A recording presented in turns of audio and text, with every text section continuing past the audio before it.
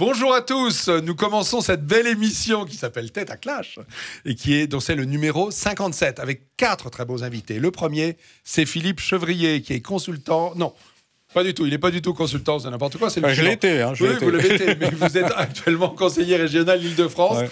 Et vous êtes quelqu'un qui connaît bien l'Europe, ça va nous servir.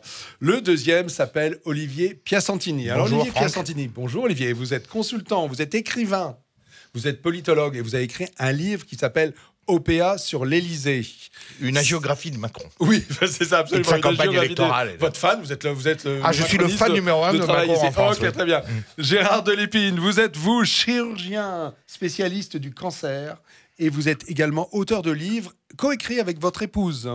J'ai oublié son prénom. Nicole. Nicole, très joli prénom en plus. Nicole Delépine et Gérard Delépine ont écrit pas mal de bouquins sur la santé. Voilà, je vous les conseille.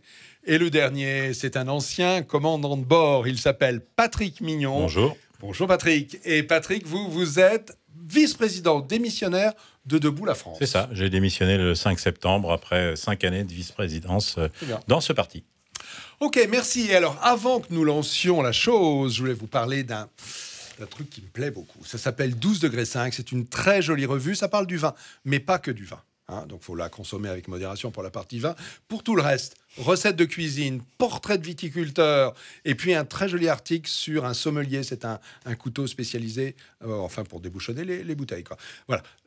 Trouvez ça, vous ne le regretterez pas. Je sais qu'il y a beaucoup d'épicuriens autour de cette table. Patrick Mignon et pas que. Et puis, qui nous regardent. Donc, voilà. À très vite. Et puis donc maintenant, là, nous nous retrouvons dans quelques secondes pour lancer les sujets de cette émission. À tout de suite. Sujet numéro 1. La Turquie qui envahit la Syrie pour combattre les Kurdes. Tout ça avec une autorisation explicite, ou en tout cas assez claire, du président Trump. Certains disent que c'est la catastrophe majeure qui va embraser l'Orient ou le Moyen-Orient et que c'est la bourde de trop pour Trump.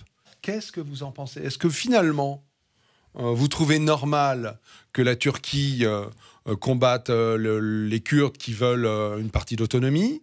Ou est-ce que vous trouvez que c'est vraiment une trahison grave d'alliés, puisque c'est les Kurdes, ils ont combattu l'État islamique et ils gardent beaucoup de prisonniers qui risquent de revenir vers chez nous. Philippe Chevrier. Moi, ce qui me navre un peu, c'est que cette histoire de la Turquie avec les Kurdes dure depuis des années. Depuis des siècles. Des siècles, ça. Au moins depuis le début du XXe siècle. Dans l'ignorance totale, enfin, ou en tout cas apparente, des populations occidentales. On ne s'est jamais préoccupé de cette... Bon, de temps en temps, on voit quelques articles sur le sujet, mais ça passionne pas les foules, quoi. Ça fait pas la une. Bon. Alors maintenant, évidemment, les Kurdes, là, ils ont participé très activement sur le terrain pour nous débarrasser de Daesh. Ils ont été les seuls, d'ailleurs, à ma connaissance, à aller sur le terrain. Aidés par l'Occident, puisqu'il y avait une coalition américano-britannique et française. Oui, en l'air. Ils étaient la chair à canon et nous, des étions... On était en l'air, quoi. Bon, et eux étaient sur terre. C'est ça. Bon, et du coup, ils ont fait des prisonniers, d'ailleurs. Oui. Bon, ils en ont fait un paquet. Alors, je ne sais pas, les chiffres, je dis 12 000, 18 000... Des milliers, dont sans doute des acteurs importants de l'État islamique. Certainement. Bon. Et alors maintenant, effectivement, les populations occidentales se battent leur coulpe parce que, évidemment, ces gens-là, on leur doit beaucoup. Et voilà que les Turcs, à nouveau... Mais vous en pensez quoi, vous, Philippe? Parce que ça, c'est à peu près ce que je viens de dire. Moi, ce que j'ai besoin de savoir, c'est votre position. Est-ce que vous trouvez normal qu'à un moment, nos alliés, on les trahisse parce qu'il y a des conditions géopolitiques supérieures? Non. Ou est-ce que ça vous choque énormément? C'est insupportable, bien sûr. Et c'est bien pour ça que les gens s'en préoccupent maintenant. Oui. Mais ce que je trouve dommage, c'est qu'on ne s'en soit pas préoccupé avant. D'accord, ça montre aussi le fait que les populations trouvent anormal qu'on n'y aille pas. Oui. C'est parce que ce qui est anormal, c'est que ces gouvernements occidentaux ne bougent pas. Et s'ils ne bougent pas, c'est qu'il y a des raisons qui sont un peu inavouables derrière. Alors, lesquels? Les Américains ont des intérêts évidents avec la Turquie parce qu'ils ont des bases là-bas. La Turquie fait partie de l'OTAN. Ouais. Et alors, en ce qui même si elle achète des avions russes. Hein. Et en ce qui nous concerne plus particulièrement en Europe, russes. Ils nous menacent, les Turcs nous menacent sans arrêt d'ouvrir la boîte de Pandore des migrants et de nous envoyer des millions de gens, malgré d'ailleurs les milliards qu'on leur a donnés en échange. Voilà. Mais il y a toujours cette menace qui est là et qui empêche donc les gouvernements de bouger, et je trouve ça assez scandaleux. Olivier Piacentini, je vous sens piaffé. Ah oui, c'est un sujet, moi, qui me choque beaucoup. D'abord, pour commencer, pour parler du peuple kurde, qui est systématiquement instrumentalisé par les Occidentaux. Alors, pas instrumentalisé, ça n'a pas été le cas, parce qu'ils défendaient leur liberté face à Daesh, mais les Occidentaux étaient bien contents de les trouver, parce qu'on le sait que ces coalitions internationales qui viennent de l'étranger ont toujours des difficultés à s'imposer sur le terrain. Oui. Il y avait les Kurdes qui, eux, étaient implantés sur le terrain, qui sont un peuple courageux. C'est 20 millions d'habitants à cheval sur 4 pays. Sur 4 pays, ils ont été courageux, et à la première occasion... essentiellement en Turquie pour 15 millions. Voilà. À la première occasion, ils se font lâcher par les Occidentaux pour des questions géopolitiques. Alors, pardon, l'autorisation, elle a été... Ce qui est étonnant, c'est qu'elle a été donnée explicitement, a priori, par Donald Trump, au téléphone, avec Erdogan. Oui, mais pourquoi? Parce qu'il faut comprendre. C'est-à-dire que ni Macron, ni le Premier ministre britannique, mais ni que peuvent-ils faire? Le problème dans cette région, je vais vous l'expliquer. Le problème, c'est que nous avons une géopolitique qui aujourd'hui est favorable à la Turquie. Pourquoi? Parce que dans cet Orient très compliqué, il y a 3 puissances qui essayent de se disputer le leadership. Ces 3 puissances, c'est qui? C'est l'Arabie Saoudite. L'Arabie Saoudite, elle est empêtrée dans un conflit au Yémen où elle n'est pas en position favorable. Il y a l'Iran qui est complètement acculé par les sanctions, et il y a la Turquie. Et la Turquie, elle a un boulevard qui se déroule devant elle. Pourquoi? D'abord parce qu'elle n'est pas empêtrée dans ce type de conflit, elle n'a pas d'embêtement. Deuxièmement, Erdogan, qui est quelqu'un d'extrêmement rusé, sait monnayer son soutien, parce qu'il s'est rapproché de la Russie, qui est un petit peu l'ennemi héréditaire ces dernières années, et donc aujourd'hui, les Américains ne peuvent pas se priver de l'appui de la Turquie. Vous pensez que Trump a cédé à un chantage? Mais d'abord, est-ce que les Américains ont les moyens d'intervenir? Moi, je vous pose une question. Est-ce qu'au Moyen-Orient, aujourd'hui, les troupes occidentales ont les moyens d'intervenir contre ce type de choses? Si ce n'est diplomatiquement. Ce qu'ils essayent quand même de faire, parce que je crois qu'aujourd'hui, il y a une entrevue avec Mike Pence et M. Pompeo qui se sont rendus à Ankara. Mike Pence, c'est le vice-président, et Pompeo, c'est le secrétaire d'État. Donc, je pense qu'ils vont essayer quand même de calmer les choses un peu diplomatiquement derrière, mais en fait, j'ai comme l'impression que l'Occident est prisonnier de la Turquie pour les raisons que je viens de vous dire, également pour le fameux chantage aux migrants, et ça, merci Madame Merkel, et puis tous les autres, Macron, etc. On fait de la Turquie le garde-chaume des réfugiés, sans se rendre compte que la Turquie a beau être dans l'OTAN, ce n'est pas un pays ami à proprement parler, c'est un pays à majorité musulmane avec un gouvernement islamiste. Mais là, on est de toute manière entre musulmans. Les Kurdes non, mais il y a eu une révolution en Turquie. L'Irak, c'est les musulmans. Il y a une révolution avec le nouveau président, c'est qu'ils ont saboté l'héritage en Turquie, d'Atatürk. Oui. Enfin, moi, quand j'étais en Turquie, on avait partout la statue d'Atatürk et de femmes. Les femmes turques étaient mises en avant. Là, maintenant, avec le parti islamiste qui est parvenu au pouvoir avec Erdogan, en se basant sur les campagnes les plus reculées au point de vue intellectuel. Oui, puisqu'il a perdu récemment les grandes villes, en tout cas Istanbul. Et lui fait un appel, et là, la guerre, il faut bien voir la raison d'Erdogan. Il n'y avait aucune raison d'attaquer les Kurdes qui ne représentent pas une menace réelle. Et la menace réelle, elle est intérieure. Elle est 15 millions de Kurdes en Turquie. À l'extérieur, il y a quoi? Il y a 3-4 millions de Kurdes. C'est ça, 5 millions répartis. Non, le but est en fait de souder la nation derrière le sauveur de la nation. Vous avez totalement raison. Et de la même manière que la guerre dans les Balkans a été déclenchée par Milosevic pour souder les Serbes derrière lui alors qu'il était en minorité. Il sentait aller en minorité. Il y a quand même une grande habitude de la Turquie, c'est de nier les minorités. Ça a été les Grecs. Absolument. Ça a été les Grecs déportés, ça a été les Arméniens massacrés, et maintenant c'est les Kurdes. Les Kurdes aussi ont déjà subi des liquidations. Faut pas l'oublier, c'est très ancien. Bon, de l'autre côté, moi je veux défendre Trump. Il avait pris une promesse de campagne qu'au point il ferait rentrer les boys à la maison. Oui. Alors on va lui reprocher d'appliquer sa promesse. Et le problème des Kurdes, c'est qu'ils se sont fait avoir exactement comme les Géorgiens. Et ils ont vu les Américains les aider, les flatter, les caresser, leur donner des armes légères, parce qu'ils leur ont pas donné ni de missiles antiaériens, comme par hasard, ni d'armes anti-chars valables. D'accord. en disant l'État islamique, il n'y a pas de chars, ils n'ont pas d'avion, vous n'en avez pas besoin. Oui. Bon, mais ça, c'était la porte ouverte à la Turquie, qui, elle, a des chars et a des avions. Bon. Donc c'était des alliés de circonstance, les Kurdes. Absolument, ils ont été utilisés et ils ont cru, malheureusement, là, il manquait un peu de maturité politique, malgré tout ce qui leur est arrivé, ils ont cru qu'ils avaient l'allié américain derrière eux. Et c'était une connerie. La seule chose qu'ils avaient, c'était de devoir se rapprocher du régime syrien. Parce que la Syrie, c'est un pays, c'est reconnu par les Nations Unies. Et là, il y a une violation des règles des Nations Unies qui dit qu'on ne doit pas attaquer un pays voisin, même si ça ne vous plaît pas. Et les Turcs, s'ils voulaient vraiment être protégés, ils n'ont qu'à faire un cordon sanitaire sur leur territoire avec des barbelés, des systèmes. Oui, on sait bien que ça ne fonctionne pas. C'est des montagnes qui les séparent de tous ces pays. Surtout qu'ils ont les Kurdes, ils ont déjà 15 000 Kurdes chez eux. Mais excusez-moi, pour rebondir sur ce que vient de dire...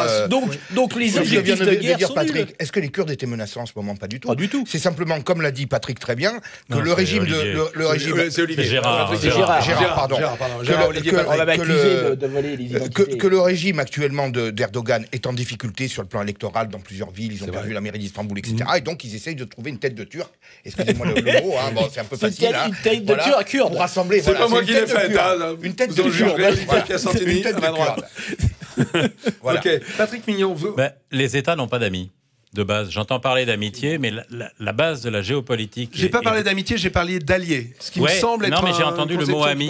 Et je reprécise, les États n'ont jamais d'amis. Et il se trouve qu'en plus, les Kurdes n'ont pas d'État. C'est le seul peuple de quelques 20 millions de personnes qui n'ont pas d'État au sens propre, puisqu'ils n'ont pas de territoire strictement reconnu. Depuis toujours, c'est un peuple qui est au milieu. Ça a toujours été ça. C'est une forme de diaspora. Il y en a d'autres. Il y a la diaspora juive qui était dans la même situation jusqu'à ce que l'État d'Israël soit créé en 1948 et ainsi de suite. De ce fait, comme ils n'ont pas d'amis, ils n'ont que des alliés. Les alliances, c'est comme les promesses, elles sont faites pour être rompues, malheureusement. Ceci dit, je ne le soutiens absolument pas.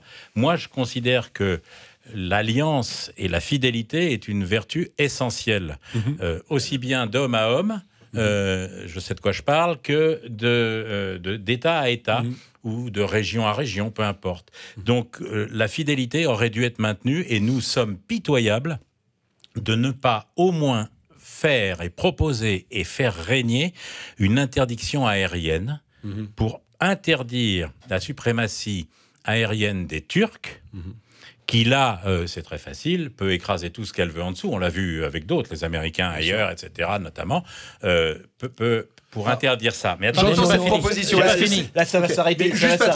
Est-ce que c'est possible que l'Occident, les quelques pays qui ont une armée qui sont un peu conséquents, donc les États-Unis avec leurs bateaux porteurs d'avions dans la Méditerranée, la France et l'Angleterre qui sont à portée... on a des pilotes qui sont en Jordanie, qui sont juste à côté et qui sauraient faire.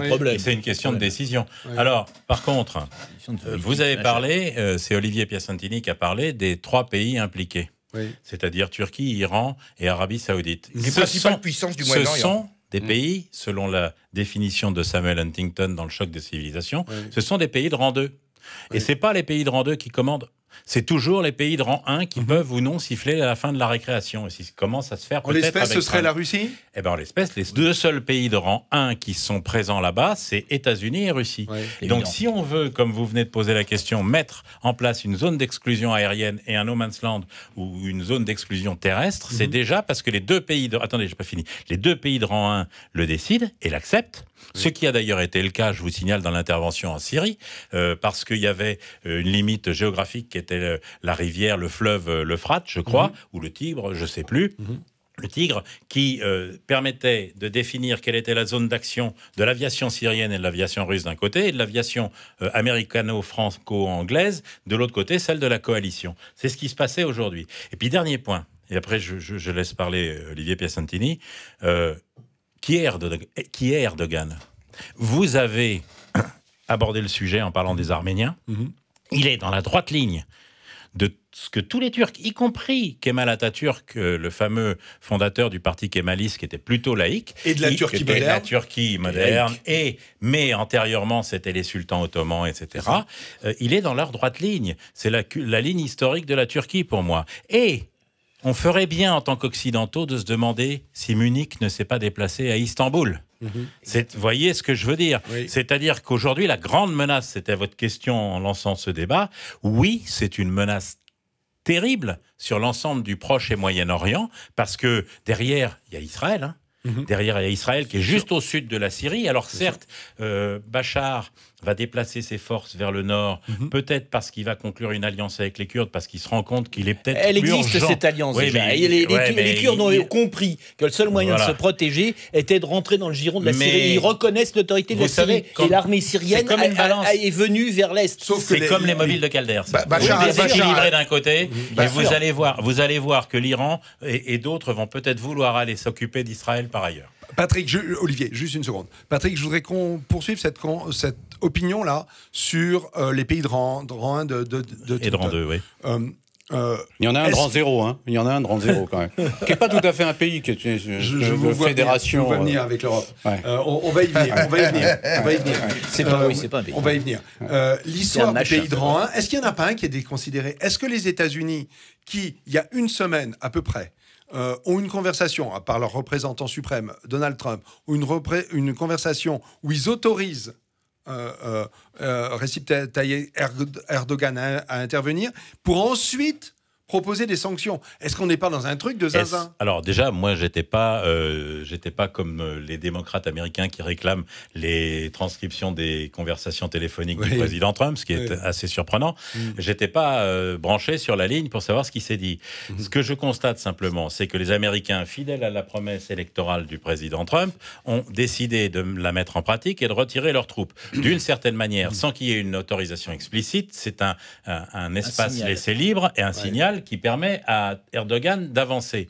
S'il y a eu conversation et accord, qu'est-ce qui vous dit, ou qu'est-ce qui nous dit qu'Erdogan n'a pas violé cet accord en allant plus loin que ce que on lui avait dit? C'est vraisemblablement le cas. C'est probablement encore une fois.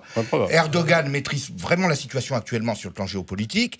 Effectivement, la fameuse conversation, parce que vous parlez d'un accord, mais est-ce qu'on connaît le contenu de l'accord? Je crois que c'est Trump qui en a parlé, tout simplement. Enfin, c'est des mots au téléphone, vous savez, donc on ne sait pas ce qu'a dit exactement Erdogan. Et apparemment, il a été, comme l'a très bien dit Patrick, au-delà de ce qui avait été prévu, très probablement. Bon, moi, ce que je voudrais dire à ce niveau, c'est que, effectivement... Cassez pas le matériel, s'il vous plaît. Je vais essayer possible, Olivier. Ça chauffe, alors c'est pour ça. Je veux bien, sans rien casser, ça me va bien. Très bien. Allez. Je pense qu'aujourd'hui, Erdogan a vraiment les mains libres. Et... Pendant des années, l'Occident n'a pas vu la menace pointer.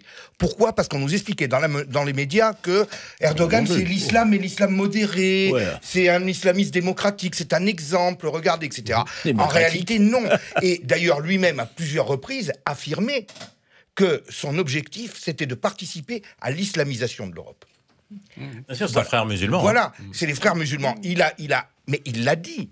Il y a des implantations d'écoles islamistes financées par la Turquie, comme les écoles Miligorus, un peu partout. En Allemagne, mais même en France, excusez-moi, dans l'est de la France, il y a eu une implantation récente. Donc, véritablement, il y a une politique d'impérialisme islamiste. On a bien vu d'ailleurs avec son meeting à Strasbourg pour la campagne présidentielle turque.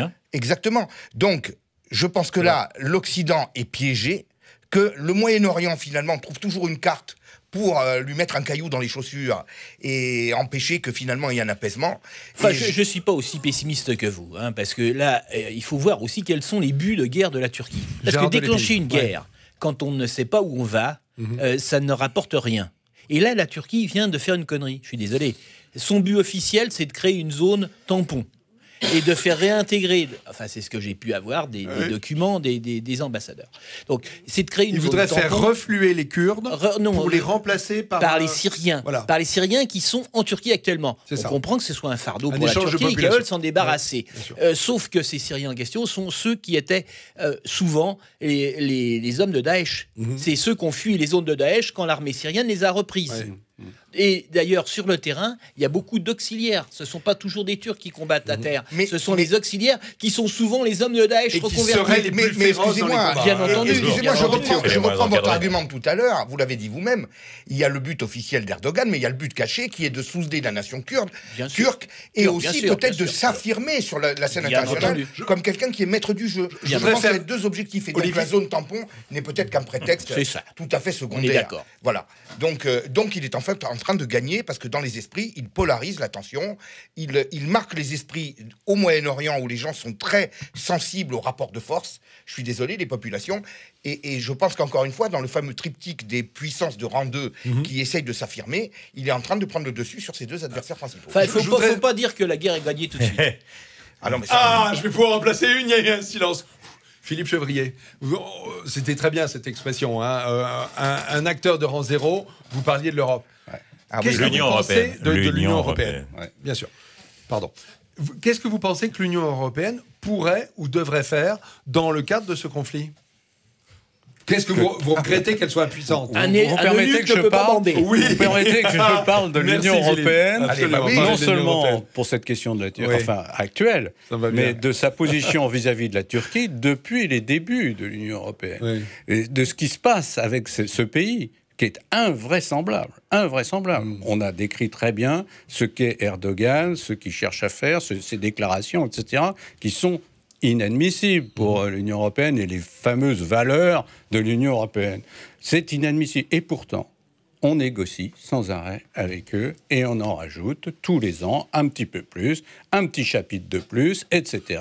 Sauf que, par exemple, le film qui serait de faire rentrer la Turquie dans l'Europe, clairement dans l'Union européenne, pardon, sitôt je me fais engueuler, clairement sorti. Heureusement, quand même. Un film d'actualité. Heureusement. Attendez. Les populations ne l'accepteront plus maintenant. Voilà, les populations de l'accepteront. Heureusement qu'il reste des populations. Il y a encore des peuples européens. Et disons du populisme. Oui. C'est clair, mais heureusement qu'il y a un petit peu de populisme. Parce que sinon, j'ai bien peur qu'on continuerait quand même, jusqu'au bout. Je vous signale quand même que, il y a le problème des Kurdes, mais avant, il y avait Chypre.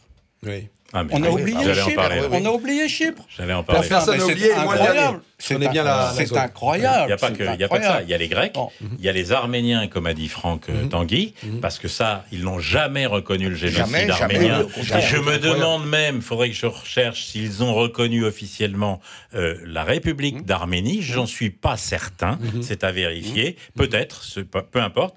Donc ça, c'est un problème. Et puis alors, on pose un autre problème pour Erdogan. Ouais. Je veux juste rajouter un truc, c'est que aujourd'hui, la Turquie, elle n'a aucun intérêt à rentrer dans l'Union européenne. Ah bah plus aucun. Elle est bien mieux comme elle est maintenant, parce que j'aime autant vous dire, il faut regarder tous les milliards, il y a quand même de gros avantages commerciaux, mais actuellement, elle a tous les avantages commerciaux. Elle n'a plus besoin de rentrer dans l'Union européenne. C'est ça que je suis en train de vous dire. Ouais. Donc, ils sont super heureux parce qu'ils ont tous les avantages et pas les inconvénients. Sans être dedans. Franchement, ils n'ont pas intérêt à rentrer dans l'Union européenne. Mais je voudrais rebondir sur ce que vous venez de dire, qui est très important. Vous venez de dire l'Union européenne se couche plus ou moins et va dans le sens de la Turquie. Alors pourquoi ? Moi, je vais vous dire pourquoi. Parce que vous savez, l'Union européenne n'a pas véritablement de diplomatie. Il n'y a pas de ligne directrice. C'est sûr que les grands pays ont encore la main sur leur diplomatie. C'est les rapports de force entre les nations de l'Union européenne qui prédominent et qui dominent dans l'Union européenne depuis 15 ans. L'Allemagne. Et l'Allemagne et la Turquie. C'est des alliés ancestraux. Donc l'Allemagne donne systématiquement... la même raison pour laquelle il n'y a pas de force. Je vais vous faire référence à un livre a fermé les yeux lors du massacre des Arméniens. Un livre très intéressant de Roland Hureau. Le grand fourvoiement, la France et l'OTAN en Syrie, le grand fourvoiement, qui est paru il y a quelques mois, dans lequel il décrit la diplomatie obscure de la Turquie, soutenue par l'Allemagne pendant toute la période de lutte contre Daesh, où la Turquie soutenait Daesh. Et d'ailleurs, je crois que c'est l'Allemagne pratiquement en sous-main par l'Allemagne. Donc vous voyez un petit peu à quel stade on en est. Et on aurait voulu avoir une force d'intervention conjointe avec les Allemands, c'est-à-dire une force militaire soumise à la diplomatie, parce que dans le traité de... On a une force d'intervention commune. Oui, elle n'intervient pas. Elle n'intervient pas, mais dans le traité actuellement en vigueur, le fameux traité de Lisbonne, qui a été honteusement mis à la suite du rejet et de 2005, je vous rappelle, parce qu'il faut quand même l'avoir lu, les gens ne le savent peut-être pas, que les forces à l'extérieur sont soumises à l'autorité du haut représentant pour les affaires étrangères de l'Union. C'est la première fois que vous voyez une éventuelle force d'intervention militaire qui serait placée sous l'autorité de diplomates. La diplomatie, c'est 2 pas en avant, 1 pas de côté. Les forces militaires, c'est sûrement pas ça. Ça les met en danger. Juste... Si on veut que la Turquie veuille, si la Turquie veut devenir quelqu'un de un partenaire respectable, et écoutez, 1. Reconnaissance du génocide arménien. 2. Évacuation de la partie nord de Chypre. Ça commencera pour mettre les choses au clair. On est tous d'accord là-dessus. C'était des conditions préalables à son entrée dans l'Europe. Oui, mais on était en train de magouiller pour que ça se dilue et qu'on finisse par les oublier. Et 3.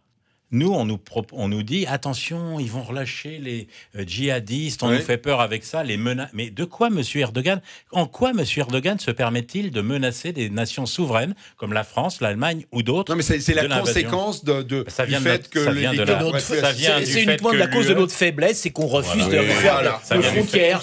C'est tout. Ça vient du fait que l'UE, comme le dit Philippe Chevrier, est un pays de rang zéro, que Huntington n'avait pas prévu dans sa description, mais c'est bien le cas. Et deuxièmement, et ça vient du fait aussi, comme le dit Gérard Delépine, on est très faible, on n'a qu'à avoir des frontières nationales.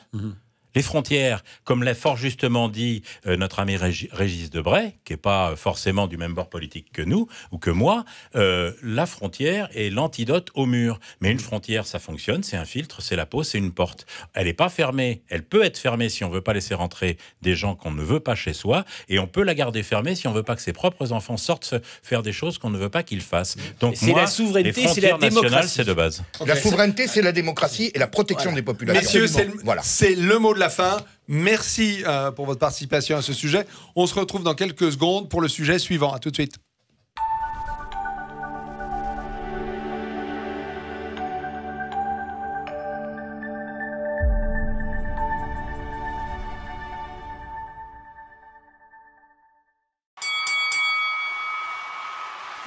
Rebonjour à tous. Sujet suivant. Alors, un truc de fou qui s'est passé ce week-end.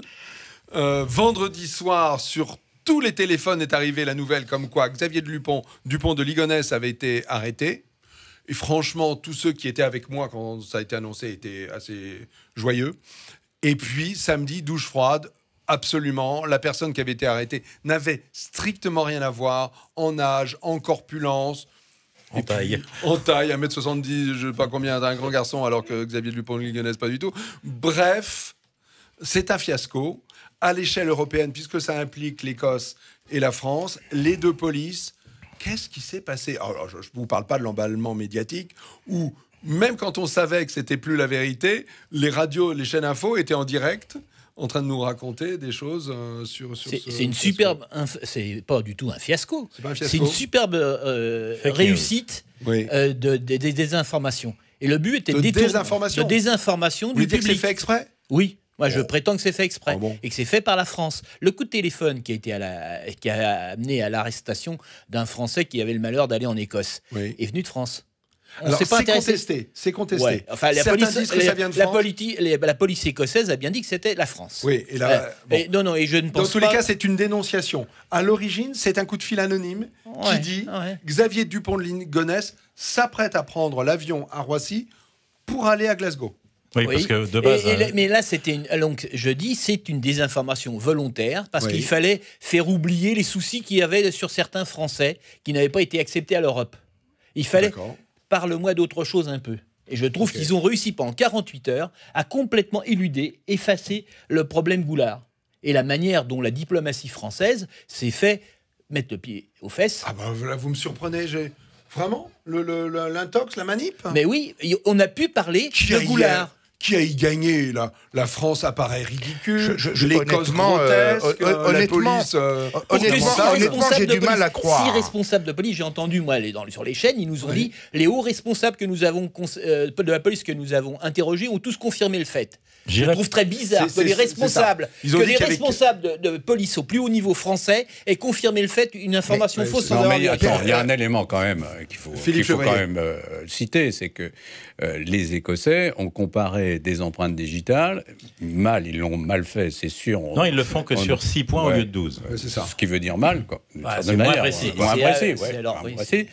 Et donc, si vous voulez, le fait qu'il y ait eu une dénonciation plus une vérification positive de cette analyse fait que le fait est devenu presque certain. Oui, donc, il faut quand même voir les choses et comment elles se sont déroulées. On ne modifie pas la taille d'un individu. Et alors après, si, on peut en orthopédie, on peut couper 15 cm. Ça, c'est mon métier. Mais ma femme est radiologue, elle m'a dit que pour les tumeurs, justement, il arrive qu'on raccourcisse.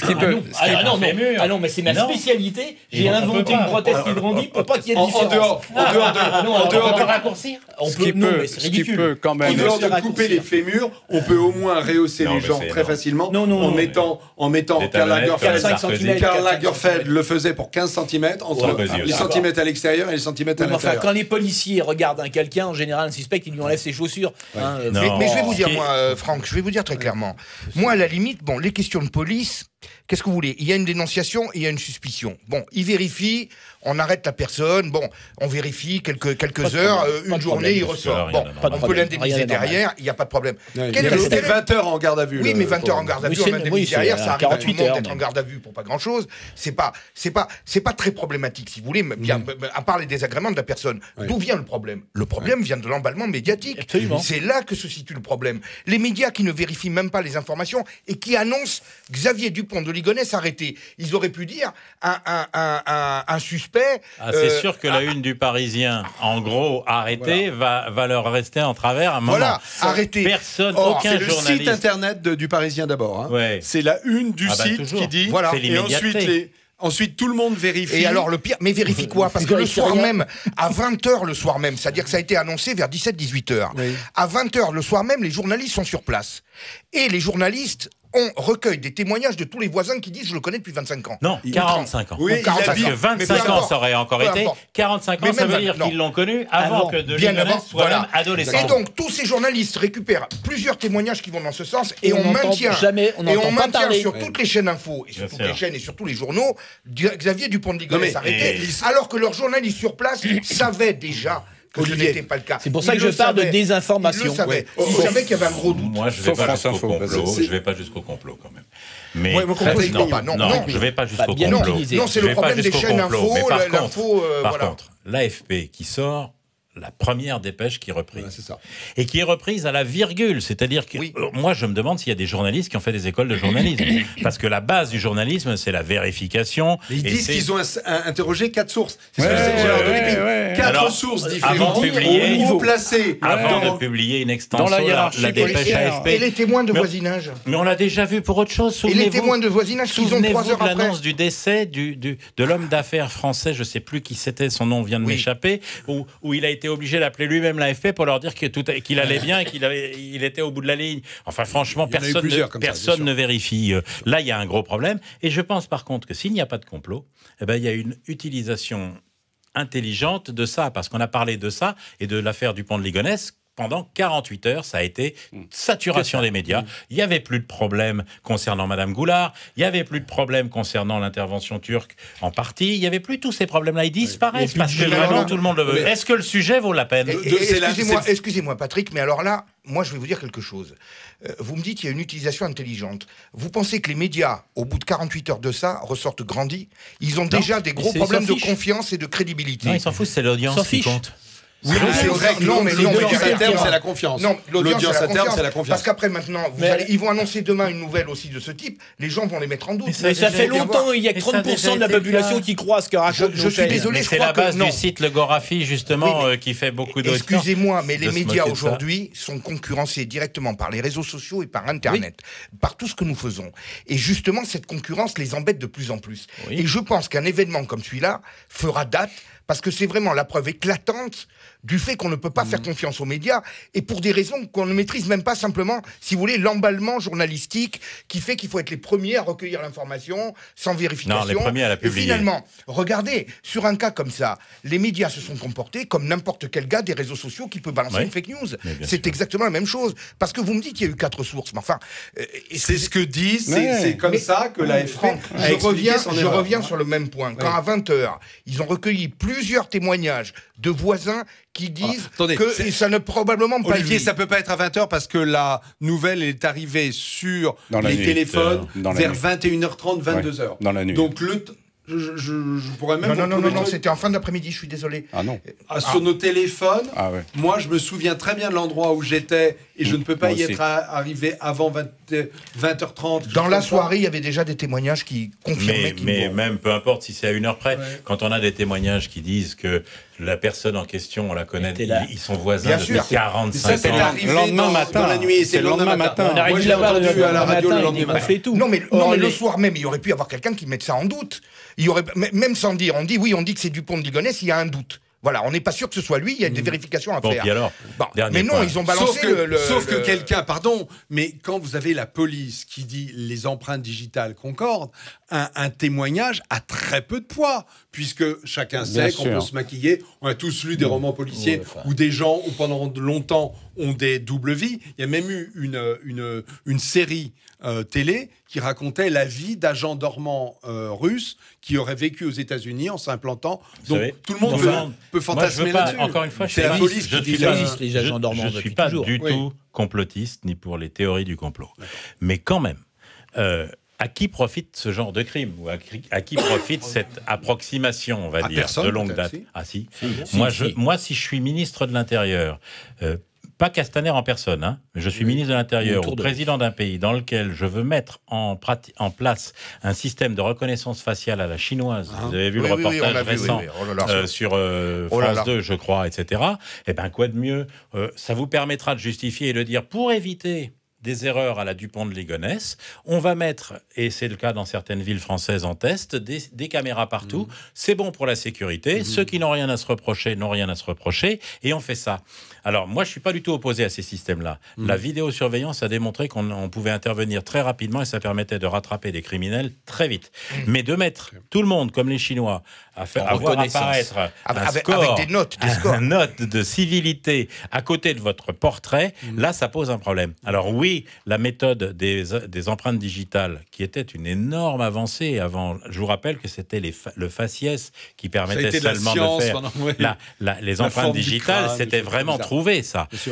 Simplement, il faut que ce soit complet. C'est comme si on faisait une recherche ADN avec, je sais pas moi, 3 points de ressemblance. Je suis pas spécialiste de la généalogie. Vous pensez vraiment que les médias auraient suivi, en quelque sorte, je dirais pas un mot d'ordre, mais enfin une info comme ça du gouvernement, unanimement, simplement pour faire passer certaines choses. Il n'y a aucun but. C'est là que je vous dis que je ne suis pas complotiste. Non, c'est là que je dis que je ne suis pas complotiste. Il n'y a pas pour les médias de volonté d'obtenir quelque chose. Mais il y a une volonté, et je le connais bien malheureusement dans ma partie, pareil dans la partie médicale pour les erreurs médicales, mais dans ma partie pour les accidents aériens, l'immédiateté de l'information, il y a du sang, il faut qu'il y ait quelque chose. Pourquoi l'affaire Dupont de Ligonnès intéresse tellement les gens? Pourquoi elle a fait tant réagir? Parce que c'est sordide, cet assassinat de toute une famille, et même du dernier enfant qu'on fait revenir alors qu'on a déjà flingué tous les autres. C'est un crime, c'est une barbarie, c'est tout ce qu'on veut. Eh bien, malheureusement, c'est ça qui fait vendre. Je vais vous proposer, je vais vous proposer une autre thèse qui serait celle du système médiatique prisonnier de lui-même. Oui, c'est ça. Il y a une fausse moi, je crois plutôt à ça. Tout le monde envoie des témoins partout, à Nantes, à Glasgow, à Roissy, tout ça. Il y a un système qui s'est mis en place, qui coûte très cher. Chaque rédaction a mobilisé des dizaines de journalistes. On se retrouve avec une information qui est contredite, mais il faut continuer parce que c'est la force d'inertie du système. Non, il y a quand même un choix dans l'information. Ils avaient l'information que ce monsieur était connu dans son quartier depuis 45 ans. Cette information n'a pas été diffusée. Donc il y a quand même une volonté de retenir des informations. France Info était le premier. Dès samedi matin, Dès samedi matin, alors je crois que c'est vers 9-10 heures, j'ai entendu sur une radio un témoignage d'un voisin de Guy Joao, qui est celui qui a été arrêté, qui disait « ça peut pas être lui ». Voilà pourquoi, voilà pourquoi. Il est grand, il habite là depuis 30 ans, il est dans la même maison, ça peut pas être lui. Donc l'information, il aurait dû mettre le doute quand même. Enfin, on aurait dû... Moi, j'ai entendu ça. Les grandes chaînes de télévision n'ont pas du tout. Je vous signale quand même que Christophe Ondelat, dès le soir même, c'est-à-dire dès la diffusion de l'information, a eu un doute. Et je vais vous avouer qu'on était avec ma femme à ce moment-là. Avouez. Non, moi je vous dis honnêtement, vous écoutez non, je vais vous dire la réaction que j'ai eue. J'ai dit mais enfin quand même, il est là, il prend l'avion et à Roissy en plus. C'est-à-dire que le type a organisé une fuite qui apparemment est parfaite depuis 8 ans. Enfin, un crime quasi parfait. Il a tout fait pour camoufler, retarder, se donner le temps de partir, apparemment changer. Je suis même convaincu que les photos qu'il a devant les distributeurs de billets sont volontaires. Oui, il s'est montré volontairement pour orienter sur certaines pistes. Pour brouiller les pistes. Et alors, il prend l'avion pour aller de Roissy à Glasgow. Moi, je trouve ça quand même... Enfin, ça paraît bizarre. Enfin, s'il pense être correctement grimé, correctement non reconnaissable, c'est possible. Imaginez aussi, on aura tout vu, on peut tout imaginer, on va partir dans les romans de mauvaise qualité. Imaginons que le fameux Dupont de Ligonnès soit toujours vivant, ce qui n'est peut-être pas avéré, et qu'il veuille aller quelque part au départ de Roissy. Faites un coup comme ça, mettez tout le monde sur une fausse piste à destination de l'Écosse et allez vers la Tchécoslovaquie. Vous voyez, vous faites des romans. Oui, non, mais on peut tout dire. On ne sait pas. C'est une affaire qui relève d'un roman. Parce que quand même, la façon dont le crime s'est passé, c'est vraiment un roman. C'est pas Dupont de Ligonnès, et je veux dire, on a ce côté machiavélique de ce monsieur, qui s'en est pris à sa famille, qui a camouflé les meurtres, visiblement pour organiser sa fuite. Et on a du mal à imaginer qu'après un tel succès, un succès maléfique, si vous voulez, démoniaque, il fasse des erreurs aussi grossières. Alors là, je ne suis pas d'accord, parce qu'une fois de plus, vous détournez l'attention du public qui nous regarde du vrai problème qui est, pendant ce temps-là, on n'a pas parlé des problèmes qui se posaient pendant 3 jours. Jour-là, oui. Non, pas seulement ce jour-là. Oui, mais je pense que c'est fortuit. Je ne suis pas sûr que ce soit à ce point-là, organisé, franchement. Philippe Chevrier. Moi, je crois que les médias se sont fait piéger dans cette affaire. Ils se sont fait piéger, parce que l'histoire était trop belle.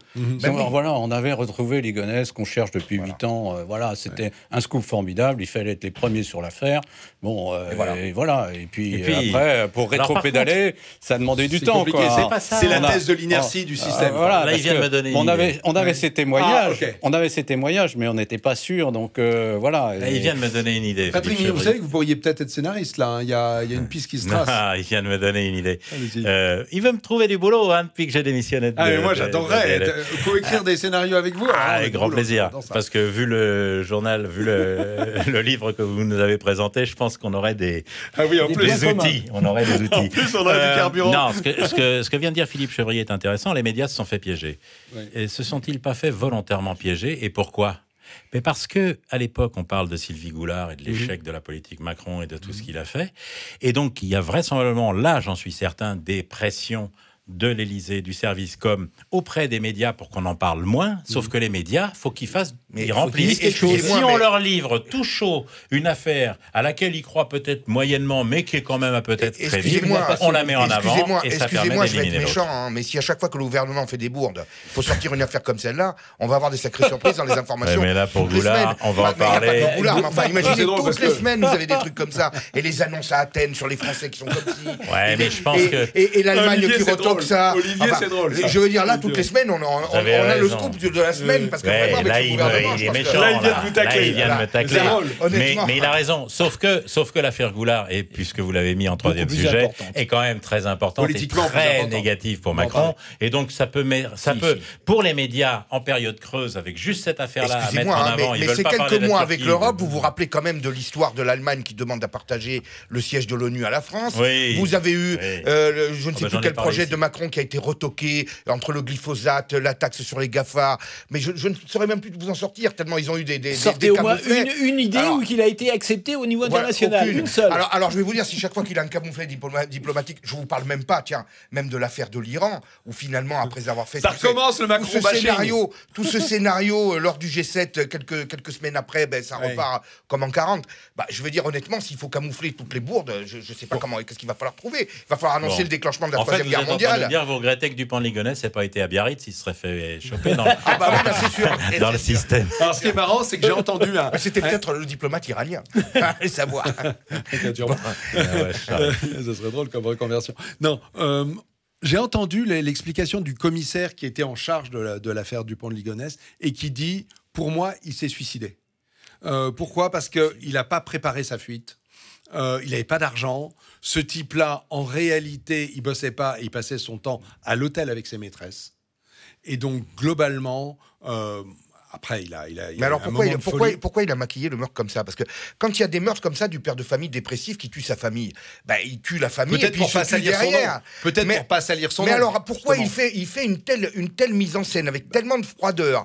Il tue son fils, le dernier, vous avez vu dans quelles conditions, c'est-à-dire alors que tout le reste de la famille était mort, il le fait venir avec de faux prétextes, et puis après il se retrouve dans un hôtel où là il se fait signaler, enfin plus ou moins il se fait remarquer, mais par son élégance et sa classe, etc. Après il se fait prendre en photo plus loin. Je sais pas, je comprends pas pourquoi. La réponse du commissaire, c'est par orgueil, pour pas salir le nom de sa famille, et donc il disparaît. Ça n'est pas lui. Mais excusez-moi, le nom de sa famille aurait été moins sali si ça avait été une crise de démence où il aurait tué tout le monde, et là on aurait eu presque de la peine. Vous ne pouvez pas arguer d'une crise de démence sur la durée, le temps qu'a pris, qu'il a fallu pour faire commettre ces crimes, et l'organisation. Et la préméditation, je sais pas, défoncer une terrasse en béton pour mettre des corps dessous avec de la chaux vive, ça nécessite d'avoir de la chaux vive. Moi j'en ai pas. C'est ce que je suis en train de vous dire. C'est même pas où je l'achète. Il y a déjà facilement à la jardinerie, mais en petite quantité. Il y a eu souvent des cas de pères de famille qui craquent et qui tuent leur famille. Oui, mais ils sont pris au moment de le faire. Qui se suicident ou qui sont pris au moment de le faire. Et on les plaint. Je veux dire honnêtement, on les plaint. On dit, bon, le pauvre gars, il en est arrivé à ce stade. Mais lui, évidemment, personne ne va le plaindre. Justement, par rapport à la mise en scène qui est faite. Donc, je suis pas sûr qu'il ait préservé la qualité de son nom. Olivier, vous aurez du mal à me faire avaler la thèse du déséquilibré pas psychique. Pas du tout, mais c'est ce que je suis en train de vous dire. Je suis en train de vous dire, c'est que pour moi, véritablement, et je pense qu'il a préparé sa fuite. Alors après, je sais pas si il peut avoir préparé sa fuite. L'intérêt des médias. Si je reviens là-dessus, c'est que c'est quand même une histoire extraordinaire à tout point de vue. Ah oui, ça c'est jamais vu. Et du coup, ce qui explique l'emballement, la réaction des gens avec lesquels j'étais. Alors, je vais être un peu trash, mais moi, je préférerais que les médias s'emballent en nous expliquant qu'ils ont retrouvé Estelle Mouzin, par exemple, ce serait mieux, qu'ils ont retrouvé tous les enfants et les personnes disparues qui n'ont pas commis de crime, ou plutôt que l'on a trucidé ou que l'on a pris comme dans une traite d'être humain quelconque, je ne veux pas imaginer le pire. Voilà. Merci beaucoup Patrick Mignon, on va en rester là parce que c'est une parole optimiste, ou en tout cas qui appellerait à ce que les choses se passent différemment. Merci à vous quatre, et on se retrouve dans quelques secondes pour le dernier sujet. À tout de suite.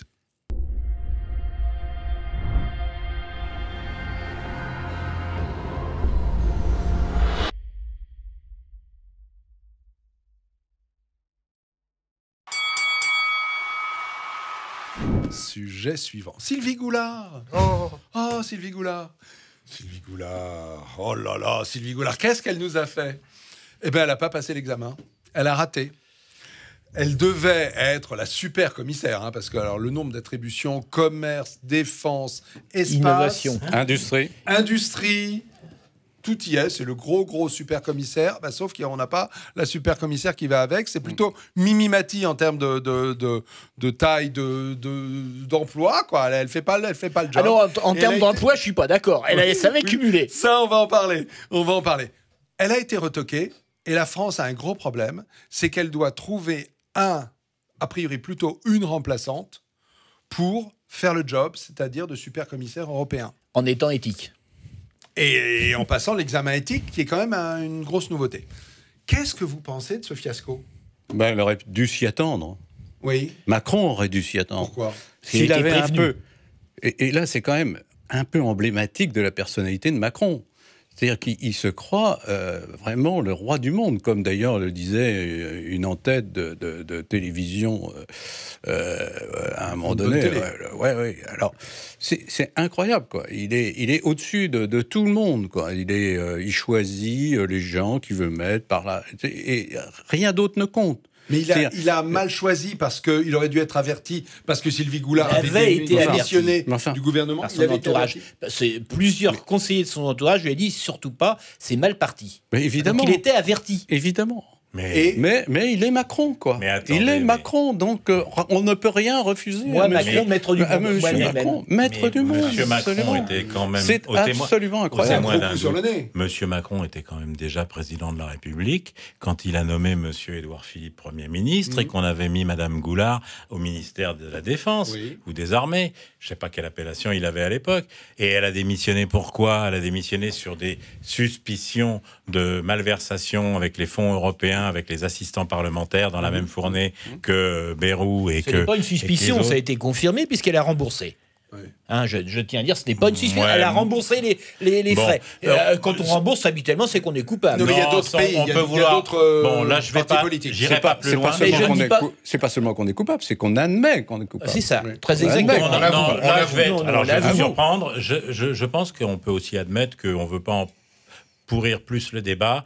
Elle est peut-être pas à 45 000 euros près, et elle se dit, si pour calmer la bronca qu'il y a sur moi... C'est le plaidé coupable à l'américaine. Je le fais. Ouais, et bien dans le plaidé coupable à l'américaine, il arrive très souvent, justement, que des gens qui, au fond d'eux-mêmes, ne se pensent pas coupables, mais préfèrent avoir un bon arrangement plutôt qu'un mauvais procès, enfin plus exactement un mauvais arrangement plutôt qu'un bon procès. Là, vous raisonnez. En l'occurrence, Patrick, ça ne marche pas. Ça ne marche pas. Mais je ne défends pas Sylvie Goulard. Non, mais c'est encore une autre erreur.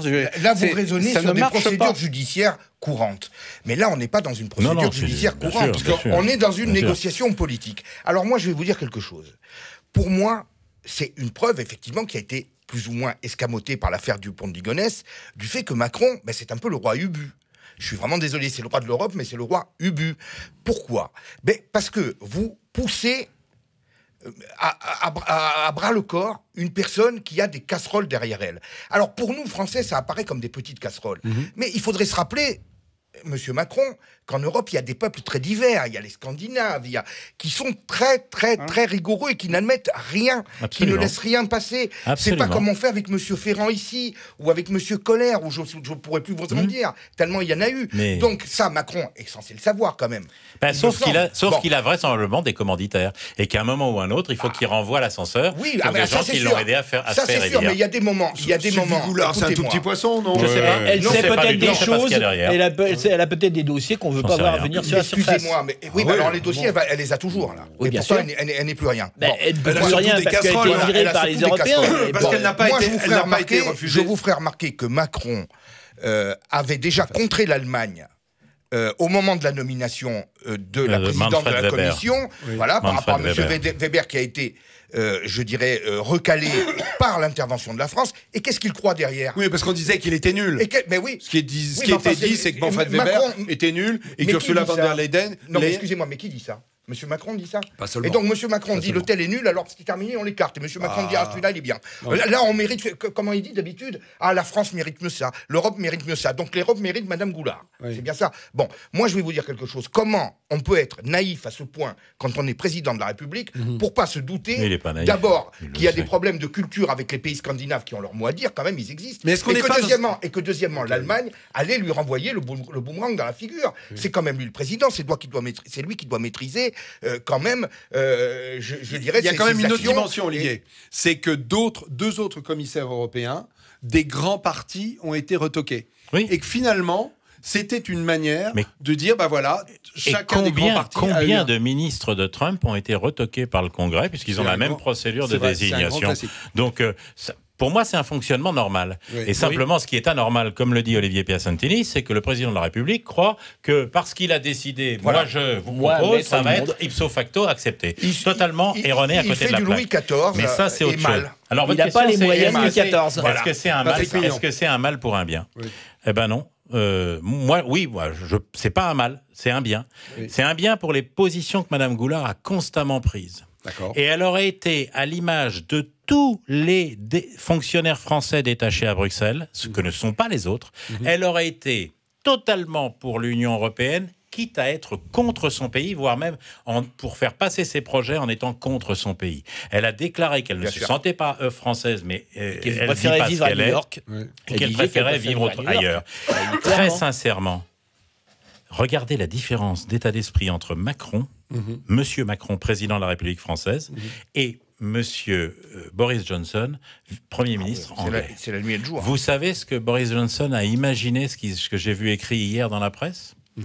Que le Brexit, là, si on continue à lui mettre des bâtons dans les roues au niveau de l'Europe avec notre ami Barnier qui veut pas et qui veut saigner, qui veut que les Anglais pleurent pour le Brexit, etc. On en a parlé dans des émissions précédentes.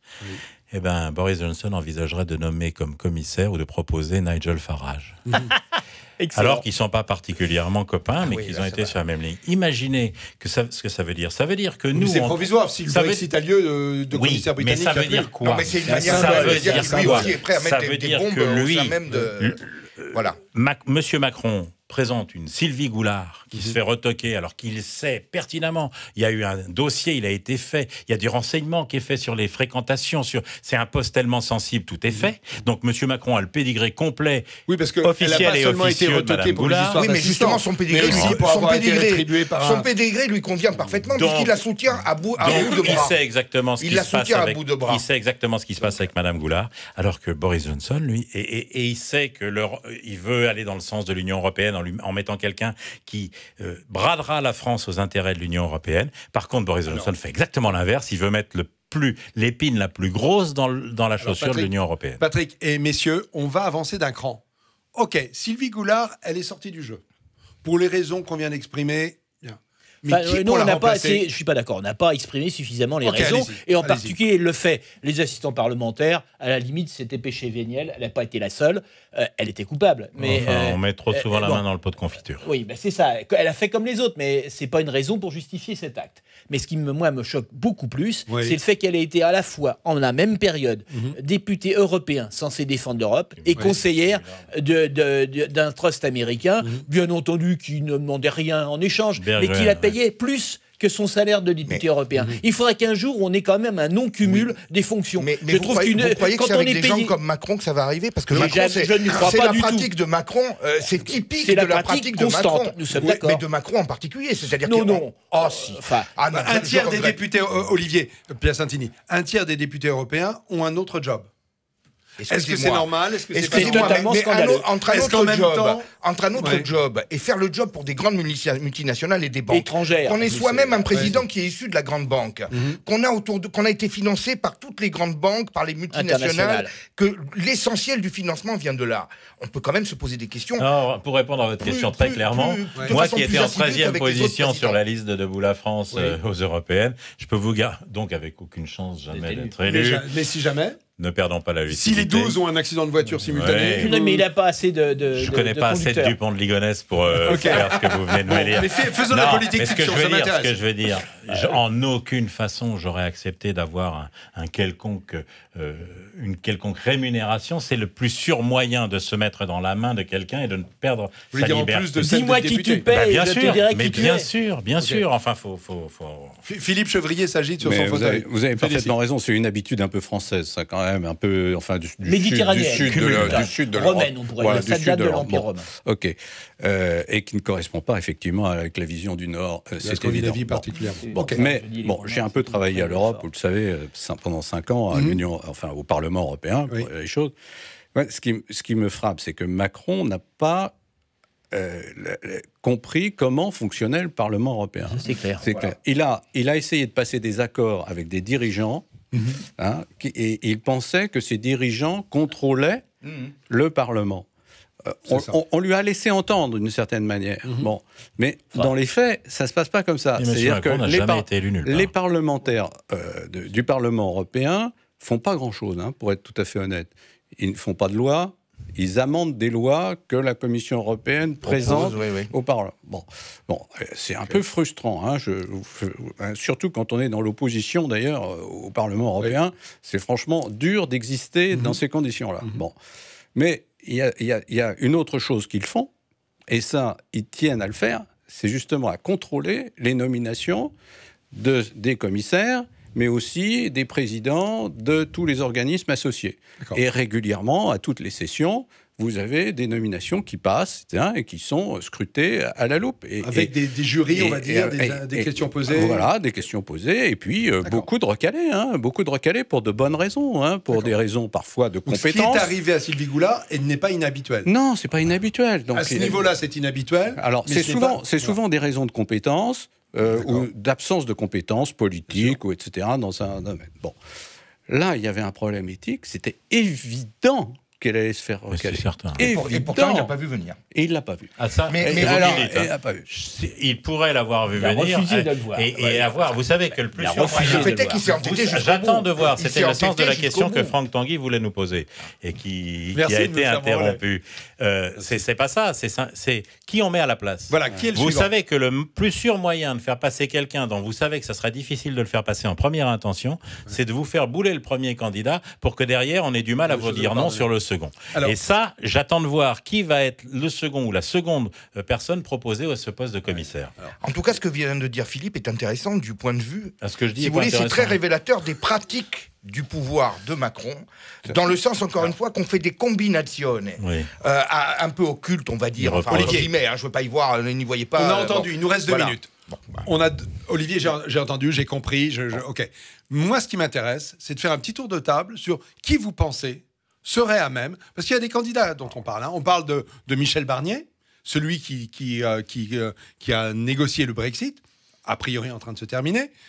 Donc Michel Barnier, avec le succès qu'on connaît. Son seul défaut, c'est d'être un homme, puisque Ursula von der Leyen veut une parité. Oui. Bon, il faut un transsexuel alors. Oui, voilà. Mais bientôt, on va y arriver. Enfin, bon, voilà. C'est un défaut majeur, malgré tout, dans une commission paritaire. Et puis, il y a éventuellement Ségolène Royal. Sachant que Florence Parly... Et là, il va être accepté. Sachant que Florence Parly... Mais vous voyez, si vous savez que la réaction va être comme celle-là, pour une proposition de Barnier qu'on ne supporte pas, et surtout avec l'attitude qu'il a eue vis-à-vis des Anglais du Brexit, je ne vois pas comment il pourrait prétendre à être à ça. Mais Ségolène Royal éclate de beaucoup, il est très méritant.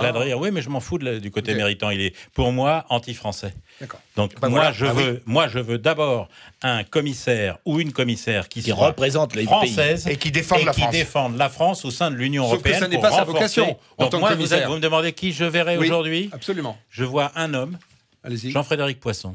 D'accord. Qui a été député, qui a très bien travaillé, qui est quelqu'un de sincère, qui est quelqu'un de droit, qui est quelqu'un qui a respecté quand il se présente à la primaire et qu'il n'est pas arrivé en tête et qu'on voit arriver tout ça. Les autres, ils auront toujours des casseroles. À ma connaissance, ils n'en ont pas. J'entends. Attendez, Philippe Chevrier. Et je ne suis pas au PCD. Hein. Oui. Philippe Chevrier, vous qui avez travaillé au Parlement européen, vous avez quelqu'un qui vous semble qualifié ? Et en plus, je suis plutôt ami avec le PCD, donc voilà, pour rebondir. Non, mais comment peut-on imaginer que Poisson soit commissaire européen dans un domaine qui consiste à promouvoir le marché unique ? Non, mais c'est un souhait. C'est impossible. C'est un souhait de. C'est impossible. Vous voyez ce que je veux dire ? Il faut avoir les compétences en matière de défense, d'espace. On pourrait lui donner. Attendez. Vous voyez ce que je veux dire ? Je ne suis pas sélectionneur. Je ne suis pas. Non, il a donné son. C'est pas. L'idée, c'était le choix. On ne donne pas. Oui, mais attendez. Vous avez un choix. Non, parce qu'on n'est pas commissaire. On n'est pas commissaire européen comme ça, ex nihilo. On est commissaire européen pour faire des choses. Oui. D'accord. C'est préférable. Ça, c'est pour faire le fédéralisme européen. Pour faire le fédéralisme européen, c'est ça. On peut aussi faire parce que vous êtes vraiment. Philippe, vous n'avez pas de nom. Tant pis pour vous. Olivier Piacentini. Je vais vous donner un nom, moi, de quelqu'un qui est très intéressant. Effectivement, il n'est pas dans la ligne actuelle de la Commission. Hervé Juvin. Hervé Juvin. Voilà. Ok. Et pourquoi donc ? C'est quelqu'un d'extrêmement compétent, qui appartient au Rassemblement National, qui vient de l'extérieur, c'est-à-dire que ce n'est pas un militant d'origine du Rassemblement National, mais c'est un penseur qui a été élu. Il a été élu, oui, il est parlementaire européen. Même quelqu'un qui est dans mon quartier, j'aurais pas cité celui qui a été incarcéré à la place du pont de Nicolas. Ok, très bien. Mais ça, c'est une proposition. Allez, le mot de la fin, parce que là, on déborde complètement. Gérard Delépine. Moi, je n'ai pas de proposition à faire, je ne suis pas Macron. D'accord, ok. Et moi, je vous dis qu'il ne faut pas de commissaire européen. Voilà. Oui, c'est sûr. Non, mais enfin, il ne faut pas de commissaire. Pas de commissaire en général. Là, il va gronder. Si on parle là-dessus, c'est une autre émission entière. C'est absolument d'accord. Merci. Dans tous les cas, merci beaucoup, messieurs, de vos arguments, de votre énergie, de votre enthousiasme à être là. Et nous nous retrouvons dans 15 jours pour une nouvelle émission. À très vite, donc. Merci à vous de nous écouter. Parlez-en autour de vous. Vous savez que les scores d'audience sont très, très bons actuellement. Continuons. À bientôt.